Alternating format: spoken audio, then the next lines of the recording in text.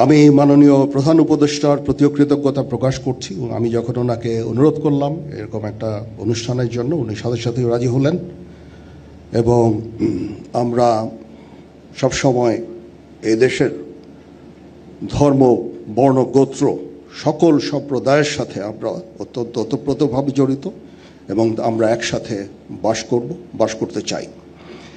বাংলাদেশ একটা সম্প্রীতির একটা দেশ। এই দেশে হাজার হাজার বছর ধরে সকল ধর্ম, বর্ণ, গোত্র নির্বিশেষে আমরা শান্তিতে বসবাস করে আসছি। সেটারই একটা প্রতিফলন আজকের এই অনুষ্ঠান। এটা খুব শুধু একটা সম্প্রীতি ভবনের ভিত্তিপ্রস্তর স্থাপন উপলক্ষেই একটা অনুষ্ঠান নয়।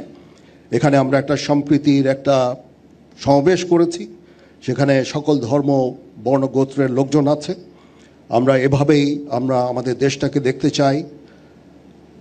এই গৌতম বুদ্ধের যেই নীতি, অহিংসবাদ, সম্প্রীতি, মানুষের প্রতি ভালোবাসা, হিংসা বিদ্বেষবিহীন দেশ, এটাই আমরা গড়ে তুলতে চাই এবং আমরা চাই সবাই একসাথে এখানে সুন্দরভাবে বসবাস করব।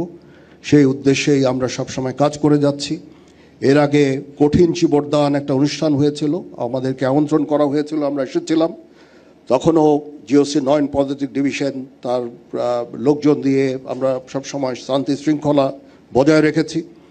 এখন এই সম্প্রীতি ভবনের জন্য আনুমানিক 7.5 কোটি টাকার মতো ব্যয় হবে, সেটা আমরা ইনশাল্লাহ করে দিচ্ছি।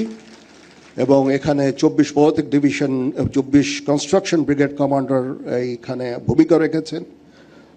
তারা ডিজাইন এবং আর্কিটেকচারাল ডিজাইন এবং যে স্ট্রাকচারাল ডিজাইন অনুযায়ী এই কনস্ট্রাকশনটা করে দিবে।